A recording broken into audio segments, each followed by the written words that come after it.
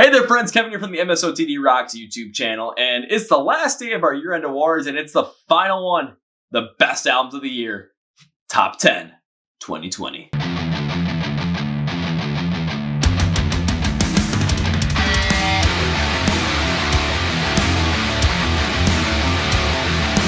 Before we get started though, please follow MSOTD Rocks on places like Facebook, Twitter, and Instagram. You will get the 30-second song of the day features to help expand your musical horizons every single day from bands that you might be very well known with or bands you don't know that are emerging the scene today. It's a great way to expand that musical horizon, everybody.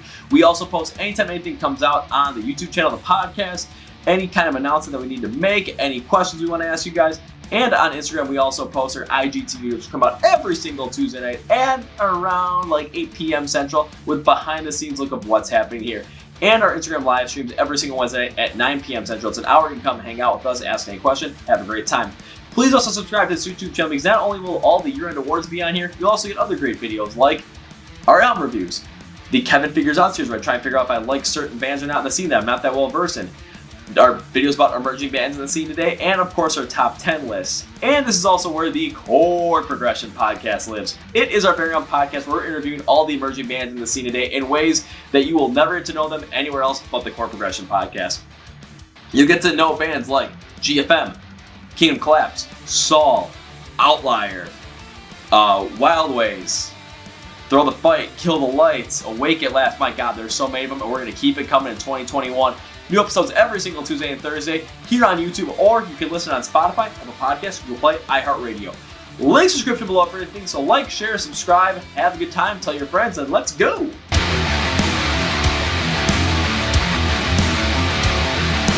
So a bit of background before we get started. So what constitutes being on the best album of the year list for 2020? Well, all that constitutes is you have to be a great album that was in rock and metal in 2020. That's it. That's pretty much it. And when it comes to album, I'm going to use the term a little bit loosely here because there are some longer EPs that could easily fit on here, and I do want to give them their due diligence if they deserve it, such as Post-Human Survival Horror by Bring Me the Horizon. So making sure that that is on there so that they have a chance to be on this list. But looking back at the albums we picked in the past, in 2018 we picked Disease by Beartooth because Beartooth kept up that aggressive style, maybe a little bit less aggressive than they had been in the past, but the mix on it was perfect. However, now if we had to pick, oh my God, it would be a dogfight between Disease by Beartooth and The Silver Screen by Ice Nine Kills. And last year we picked Walk the Sky by Alter Bridge because their technical sound was perfect throughout the whole entire year with their sound on Walk the Sky. Mark Tremonti, incredible. Everything about it was just technically precise. It was fantastic. They hit on every single note, every single facet. So it was our album of the year for 2019. What's 2020 got for us? Let's start.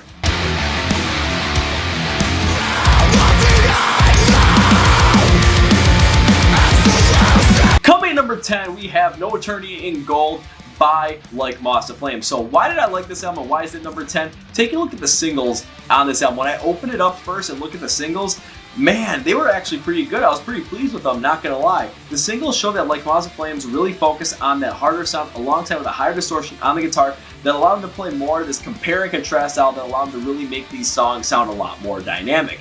And what those points out to the songs, it creates some separation between the standard construction and metalcore song that allow these songs to not sound like they're worth repeating in terms of just like from one song to the next. They have their own identity. Take a look at songs like Habitual Decline where the high distortion contrasting against the heavier drumming style allowed the anger of the song to really flow and the frustration to come out in those verses. But matching with the cleaner vocals with this tone really gave the song a feel like we were kind of having this lost, kind of this very innocent dynamic sound. I really liked it. And then YOTM, the real focus here was on the higher distortion on this guitar with a more drawn back style to let the verses really smack you in the face with anger, but create this real, more distorted anger feel in the chorus. YOTM, aka Year of the Moth, yeah, that was a good one. However, I do wish the vocals on YOTM would have had more volume in the chorus as they don't come out as well as they did on Habitual Decline. And Selective Sacrifice was also a pretty good song as well, where the higher distortion on the guitar really allows the clean and unclean vocals in the chorus to turn from a potentially bland song into one that has a lot of dynamics and a lot of power behind it. This was a great move. One thing I liked about this album was the way that it ended, because with the song Spiritual Eclipse, I'm not sure if Like Moss to Flames could have ended No Eternity in Gold in any other way. When you take a look at it, the way the tune of the guitar is with the higher pitch, but they distort the sound so that the higher pitch stands out, but the heaviness maintained is absolutely fantastic. Because no matter what the vocal style being used here, clean or unclean, these guitar styles really came out to let the vocals come out swinging and really be a huge standout on this album. It was a big time move to end the album to make sure it really stood out. There might have been a little bit of monotony on this album, but overall it was a solid release by Like Moss of Flames, and I was pretty pleased with it.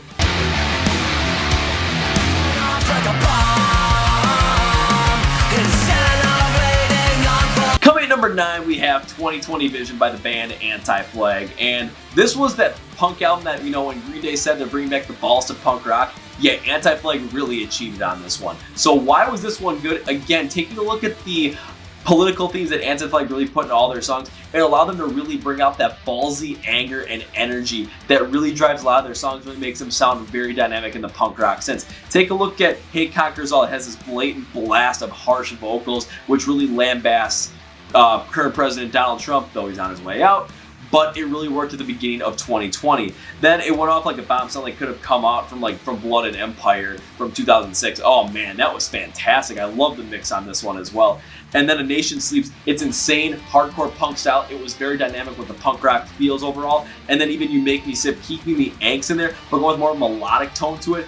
Oh man, again, hardcore punk with a lot of variety here. This was fantastic. One other thing I like about this album was they did do a little bit of experimentation. Like on the song Un-American, they brought in more of this like acoustic kind of country vibe to their punk rock sound. It was more country-ish, but it was something where it was really well done to the point where it really brought a great feel overall to the song, and it really showed they have a lot more range than just that hardcore punk sound. Then on the song Resistance Frequencies, which closes out the album, it has a much lighter feel to it because they go from that hardcore punk feel to more of like this, their punk style meets ska punk, and it just works out so well to create a more upbeat track to really end the album and clocking in only 31 minutes. This shorter album, again, it condenses all that punk energy into one album. It's very dynamic through and through. Anti-Flag came out with a banger at the beginning of the year, and I still listen to it right now.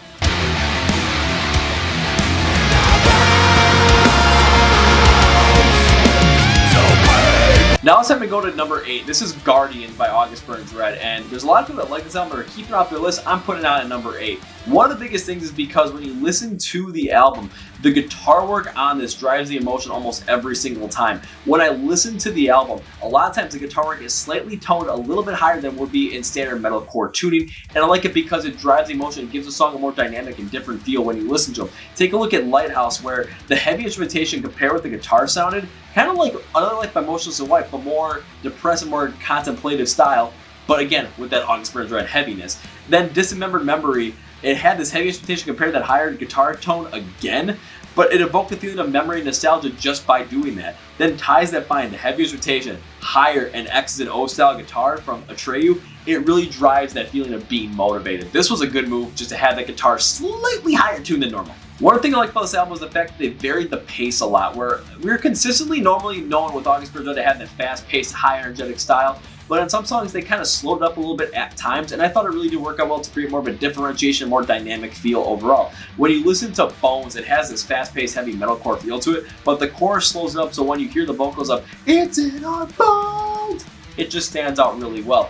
Then also on Empty Heaven, it has more of this faster-paced hard rock vibe than a balls to the wall kind of sound. And this works out well because the more consistent guitar sound with that shred feel to it, it builds it a little bit similar, but it has a differentiation to it overall in the pace that stands out versus what's on the rest of the album. Also, the fact that the band knew how to use the proper sound to really force these themes out there really well, make them feel natural, was a great way. Take a look at a song like Lighthouse, where the depressed reflection emotion when it comes to looking back where you went wrong in life, and someone like Jesus is there to kind of be your light and beacon for the future. That higher guitar tone really works out well to bring out that emotion once again and kind of understand that message behind the song. Also, in something like Ties That Bind, the heavy pop punkish guitar to kind of drive that motivation feel, what has you down in life, you know, to kind of get past that, it could be used as motivation. I love the way they do it about that. So it really does work out well, and yes, it does deserve to be at number 8.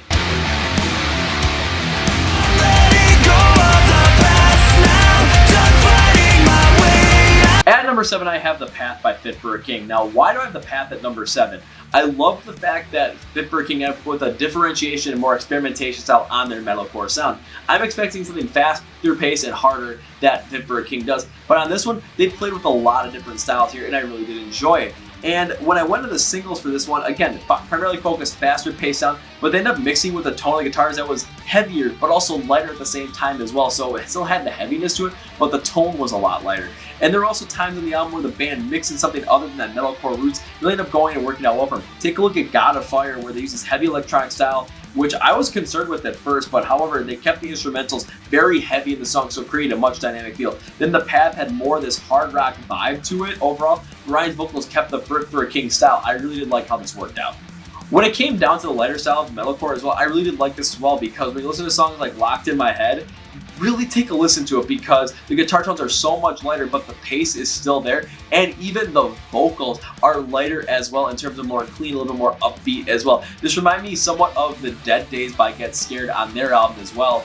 But what really ended up working out here is just the fact that it gave us that heavy, fast-paced Fit for a King style with a lighter tone as well. I thought it really worked out well on this album, and it was something that still sticks out to me in my mind. A band like Median on our Best Emerging Albums list really worked out with this well, and I think Fit for a King hit the nail on the head with that style. So I'm pretty good on this album. One other good thing about this album was the fact that with Fit for a King, again, they kept that high energy style throughout the whole entire thing. Even with the experimentation with some more electronic styles, some more pop punkish styles, something to go in there to bring in a little bit of a lighter sound. I thought Fit for a King really hit the nail on the head with this one, because keeping that consistent higher energy pace really brought a connectedness with The Path and everything else they've done in their career. So this album felt rather more experimental than anything they've done, but it still felt complete and like Fit for a King. I still listen to a couple songs off of it on a continuous rotation, so yeah, it's at number 7.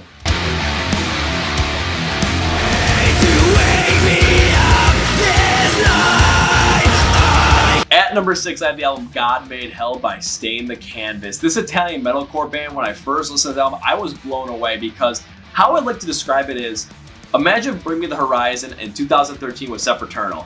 What if they kept going down that metalcore path? What would it sound like? Stain the Canvas's God Made Hell really hits the nail on the head. So why do I like this album so much? And there are 3 major reasons. One is the unclean vocal style of their singer Brian, and why I like this is because when you hear the unclean style of his vocals, it's rough, it's gnarly, it's snarly at the same time as well. But it has 2 dimensions to it. If you listen to a song like Hell Made Me, in the verse it has this intro where it just starts out with that unclean style, but then as it gets even harsher, it's more like this whisper snarl. It's really menacing, and it really comes out hard. And it just stands to reason that this album is just heavy, it's hard, but it's just a fantastic move overall. But what also adds to it is 2 other things. One is when you listen to a song like a God, and you listen to how the clean parts of that song sound, along with a song like Fear from Nowhere, they do something different with the clean vocals than any other band does. And what they do is they keep those clean vocals in a chanting style from the rest of the band. And this gives it more of an epic, more theatrical feel throughout the whole entire album. I absolutely love how this works, because I don't want to hear something that's all completely unclean, and this works out really well to make sure that that is consistently there. Plus, with their heavy metalcore sound, it does have somewhat of a theatrical, more epic feel to it, where they add in certain strings. It kind of gives more of that, you know, like that, what's the best way to describe it? Like Roman or Latin language, when you're thinking about those like monk chants. And I'm trying to think of the song, but I can't. I'll put it in the video right here for you guys to check out. You'll know what it is when you hear it, but it has that epicness to it where it seems like it's larger than life, and everything about it just seems theatrical, but it's heavy, it's raw, it's right in your face, it's emo in a way as well. And when I listened to it, my God, I was sold on it right from the get-go. This album is absolutely incredible. Even though this is the band's first outing, this deserves a spot on the Best of the Year list.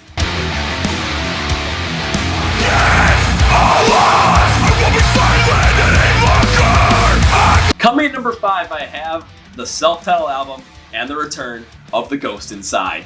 So why is it number 5? One thing I absolutely love about this album is how they constructed the song list from first to last, because with everything they've gone through in 2015 with the bus crash, and then working to get back to where they are today, going through the trials and tribulations of triumph over tragedy, even their drummer Andrew losing his leg, and his dad working and rigging up something so that he can continue to play with The Ghost Inside even with half a leg, is absolutely incredible. But how they structured this album was so that the story was told from beginning to end on songs 1 through 11 and going through it and really feeling what it was like to go through something like that. Songs like Still Alive, Make or Break, and Overexposure really do put this out there. But then when you get to Aftermath, it just completes the whole entire thing. It really gives you a full, well-rounded thing on this album. So the message behind it and the full triumph over tragedy story is felt here. One other thing I like about this album was the fact they mixed clean and unclean vocals a little bit more. After hearing a mix on Aftermath, which was the first thing I thought, man, I hope they do this again, and by God, they did.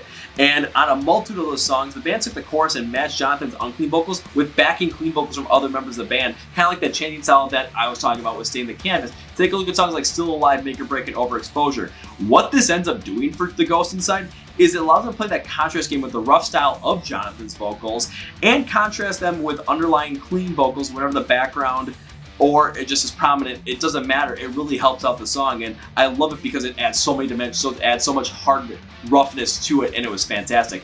One other thing I like about this album was the fact that the Ghost Inside, yeah, we're gonna get some breakdowns from this melodic metalcore band, but they were never in the same place. They never followed the same structure. They were always in different places. Sometimes we had 2 breakdowns. Sometimes they were really late in the song. Sometimes they were early in the song. Sometimes they were in the middle. It didn't matter where. So this album had this more dynamic feel overall to it. I absolutely loved every step of it. Plus, Aftermath is my number 3 song from the year in 2020. It is absolutely 100% incredible how that melodic metalcore sounds is and how they build into going through the whole entire story of the crash to triumph over tragedy. It is a true gem on this album, and this might be the Ghost Side's best album, and if it is, just the fact that they came back from so much and this is how they came back, oh my God, yeah, this is fantastic.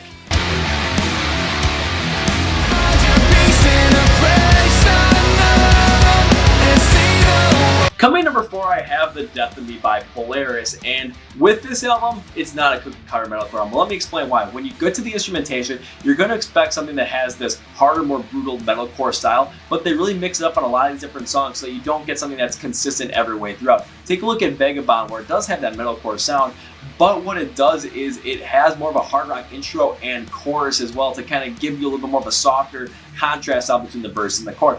Above My Head has more of that metalcore flow to it, but the Napoleonic guitars really make it stand out in terms of a contrast sound, which I'll get to later. Then you take a look at a song like Creatures of Habit, where the higher pitched guitar tunes really make this a huge standout here because it's completely different, and Martyrs has this rock ballad feel that really stands out, so you're not going to get something that's going to be very bland and consistent throughout. You're going to get something that's very dynamic and very impactful. I love it here. Plus, Above My Head, if you watch the best songs of your 2020 list, Above My Head is the number 1 pick. Oh my God, just listen to it. The way the Napoleonic guitars work with the drum patterns to really amplify the unclean vocals in the verses and the clean vocals in the chorus to really give you the feel of what it's like to go through depression and be overwhelmed by it. Oh my God, yeah, this was best of the year material. The guitar work on Creatures of Habit was also a high point on this album because while we're expecting heavier down-tuned guitars, they're more brutal for their metalcore style. What Polaris did on this one was they kept them more higher pitched, a little bit more higher tuned as well. So you got a much more differentiated, more dynamic feel on this song alone. And this ends up giving the song more depth, as we don't get that overall brutalness that the regular metalcore style really gives us, but we still get it, and it just gives the song the bite it needs going forward. Overall, I thought with The Death of Me, it was a great collection of songs that really work well together on an album, and it came in number 4. However, I knew numbers 3, number 2, and number 1 were gonna be 3, 2, and 1. I just didn't know where they were gonna be, so these top 3 are clearly the best of the best.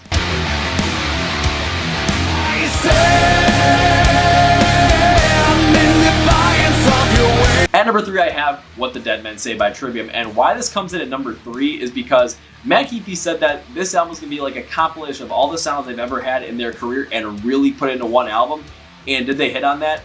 Yeah, they did. There were sometimes in one song that had a little more of a hard rock feel, kind of like what they did on Silence in the Snow. Songs like Scattering the Ashes and Bleed Into Me really forced this issue, and they still sounded dynamic as ever within this full-on 9-song set with 1-song intro. Then they also had something that was more like Sin Descent feel like classic Trivium, like Catastrophist and The Ones We Leave Behind.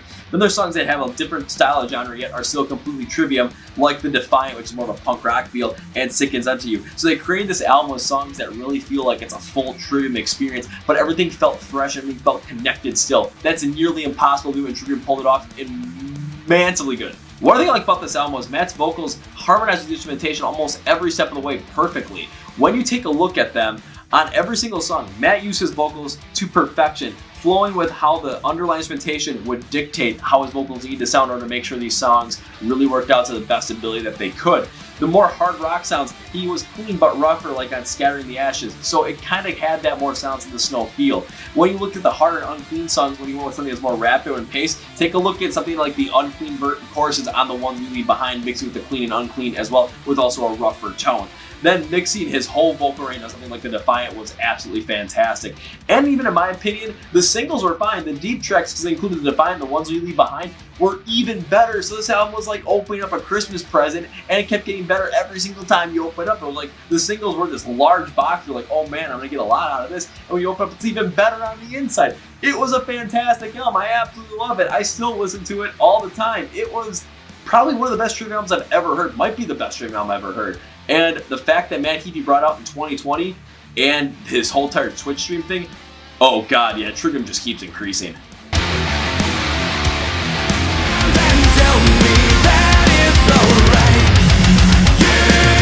Coming in number 2, I have the debut album from the band Saul, and that is Rise Is Equals. They're my second best album of 2020. So why is this? And when you take a look at the construction on this, they have this alt metal hard rock sound that really takes a lot of different influences and really brings into this full new sound that is Saul. They have influences from bands like 3 Days Grace, Breaking Benjamin, Disturbed, and some of those more hard rock ballads.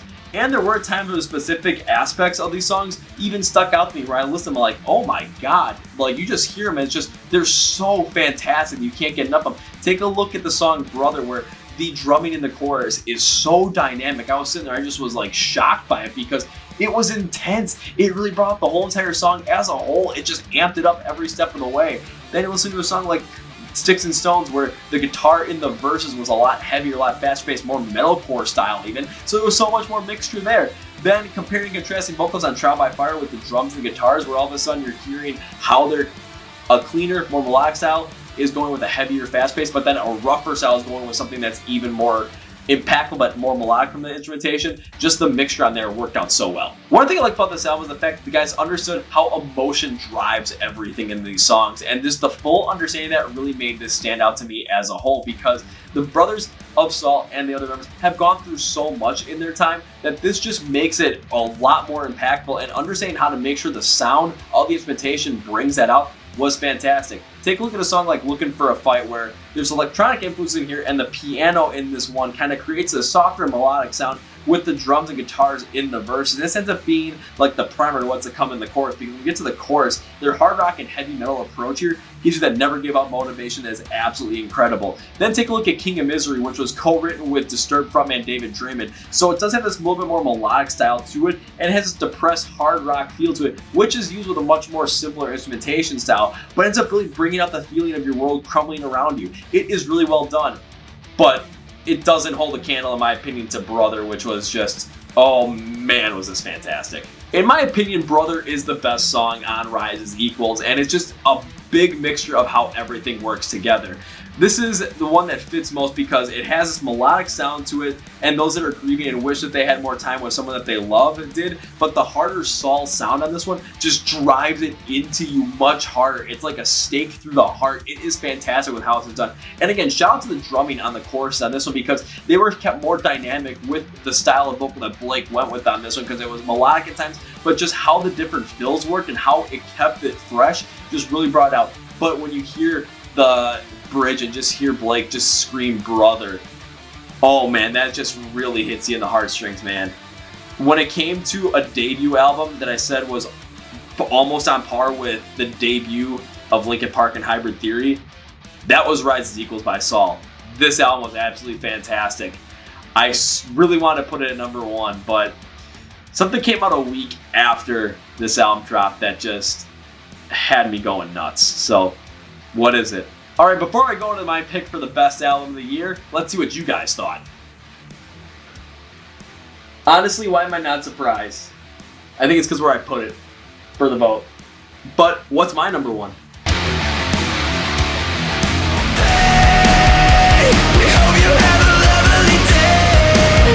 And at number 1, I have the EP, or album, whatever you want to call it, Post-Human Survival Horror by Bring Me the Horizon. Why is this number 1? And it's because the experimentation on this one was just absolutely fantastic, because Bring Me the Horizon brought in everything they could from all of these different elements and really brought back in this heaviness and this anger and this energy that had been in their music from That's the Spirit, Sempiternal, Suicide Season, all the way to the beginning of them.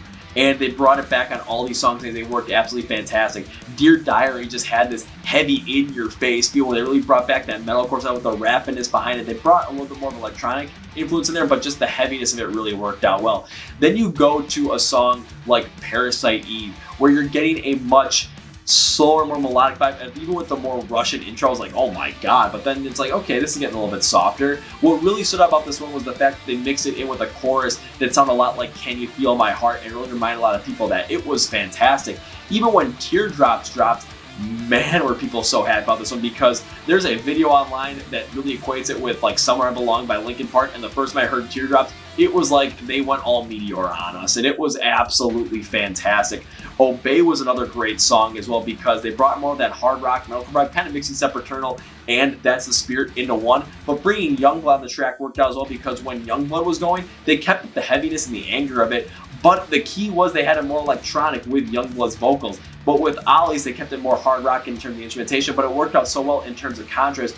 Itch for a Cure is a throwback to Cure for the Itch by Linkin Park, but how it leads into Kingslayer.